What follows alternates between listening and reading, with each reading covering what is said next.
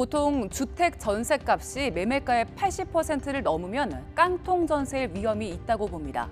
어제 국토교통부가 발표한 자료를 보면 수도권 은명동 지역 4곳 가운데 한 곳의 빌라가 깡통 전세 위험이 있는 걸로 나타났습니다. 또 전세가율이 90%를 넘는 지역도 전체의 8.5%를 차지했습니다. 최근 집값 하락세가 빨라졌지만 전셋값은 상대적으로 덜 내리면서 지난 3개월 사이 전세가율이 더 높아진 영향으로 분석되는데요. 최근 1년 기준 전세가율이 80.1%였는데 지난 3개월만 따져보니까 83.1%였습니다. 이런 이유로 지난 한 달 동안 전세보증금을 돌려주지 못한 사고가 전국에서 500건이 넘었습니다. 이 가운데 95%가 수도권에 집중됐습니다. 서울만 보면 전세가율 평균이 80%를 웃도는 지역이 서울시 25개 구 가운데서 14곳이었습니다. 절반이 넘죠. 특히 강동구, 그리고 강서구, 관악구, 광진구는 전세가율이 85%가 넘었습니다.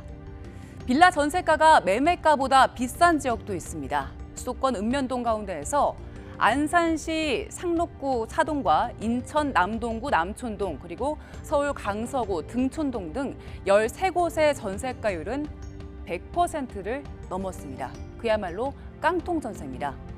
깡통 전세 피해를 피하기 위해서 부동산 전문가들은 신축 빌라를 특히 주의해야 한다고 지적하는데요. 신축 빌라는 거래량이 적어서 시세를 파악하기가 어렵죠.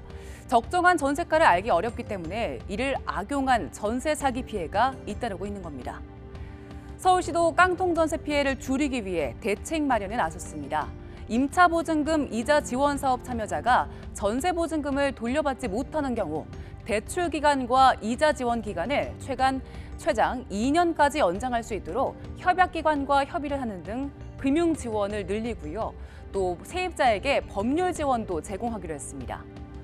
정부도 전세 피해가 우려되는 지역에 별도로 주의를 통보하는 등 예방 활동을 강화하기로 했습니다.